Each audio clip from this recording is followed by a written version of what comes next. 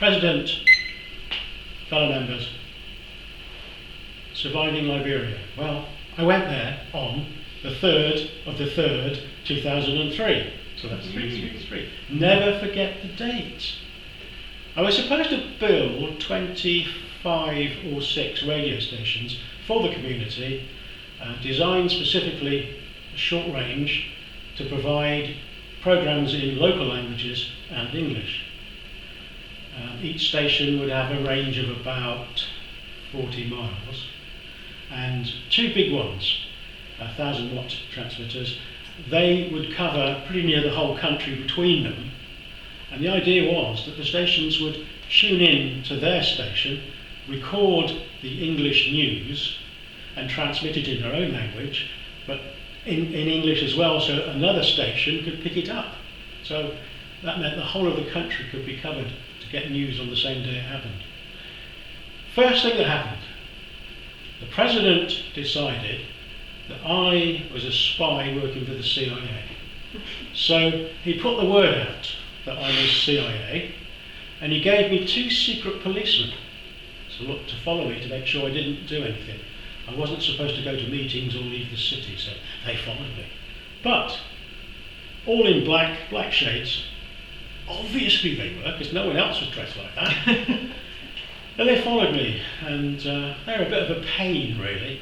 But once they really were very good, because I was sat in the square in the middle of Monrovia having a cup of tea. Now, tea in their style is you have 2 jam tins, big ones, and you pour boiling water in, add a handful of tea leaves, add a handful of sugar, tin of evaporated milk, and then go ba-dum, ba-dum, until you get it all mixed up, and then you get it to drink. Well, I used to have mine without the milk or sugar, just black tea, which they couldn't understand, but I did. And I was sitting there having my cup of tea, and this sort of tap on the shoulder. Yes. Where's your papers? So, well, don't have any, they're in the flat. Well, you've got my papers? No. We'll have to go to the police station. No. But you've got no papers, you can't prove who you are, you're obviously a spy. Oh, come on, look, I'm the only white person around here, look. I mean, can I be a spy? So he was having a go, and then in the end I said, look, see those 2 fellows in black, go and talk to them. So he went over, and he came back very quickly. Very sorry, sir, I didn't know the president was looking after you. Off he shot, so that's about. So, very difficult doing my job when I wasn't allowed out of the city or have meetings, but I started recruiting a team, and the team was a radio frequency engineer who could do the transmitters and the aerials, a guy in charge of training the journalists, and another guy who was an ex-ambassador doing the advisory board for each of the stations, training them how to set it up, decide on programming, how to do funding, all that kind of stuff. So I had these 3 teams I was setting up. And the guy in charge of the journalists, his name was Blamo Robinson, which is a nice American name for Liberia. He was the deputy director of our Liberian broadcast company, that was LBC. So it was quite high up, really, really good journalist. So I said, yeah, come on, you're the deputy director.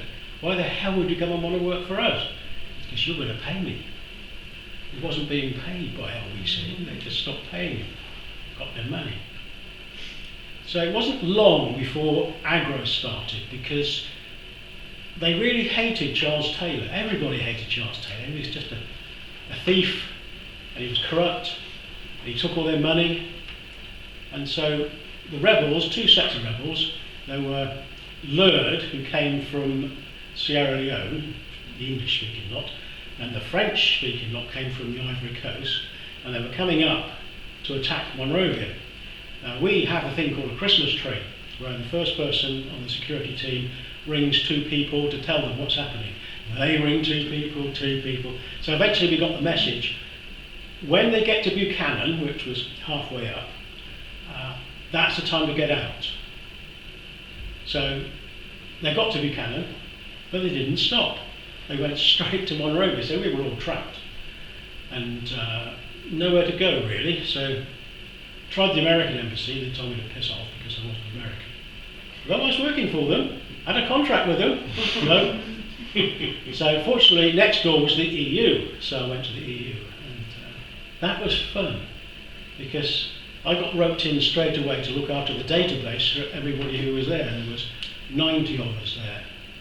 And so we created a database and putting all the information in. And non-stop firing all around us, because the rebels were fighting the troops, Charles Taylor's troops. And they fight like the Americans do, just spray bullets everywhere. You know, the Americans are well known for it, they just spray.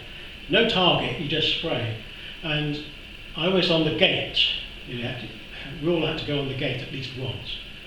And that's not a nice job, because at the gate you see everybody shooting, and I remember seeing a little girl being shot at random, and her father carrying her away. And where you're at the gate, people would come to get entry into the embassy. Very strict rules. You have to have an EU passport or a UN passport, nothing else. And so a family would come, father would have an EU passport, nobody else. And so you'd have to turn them away. Father could come in, but no one else. That is really hard when there's a gun battle going around you, and these people want to come in. Well, yeah, sure, I would, but no, not allowed to. So that was really hard. Then we had sort of shortage of food. What did they do? One of the guys knew the manager of the hotel, the Mamba Point Hotel, rang him up and asked if they were working, and he said, yep, because they'd done a deal with the rebels not to attack them. And so they then decided to ship us a pile of pizzas and a case of whiskey. Now that case of whiskey was very useful. And the pizzas, they couldn't come the second time because people were trying to attack the van. So that was our food gone. But then the French SAS were on the way to us, so that they were on their way. Meanwhile, my mother rang me. Oh, shit. So I answered her, there's a war where you are? No. Can you hear any shooting? No. Don't shoot anybody. No war here. We're all down in the north, in the south, and the battle's up in the north. Well, it says there's a battle. I said, no, we're fine. So she hung up. And then the French came and rescued us. Took us out by helicopter. It was wonderful. Yes, one of the good times. Right.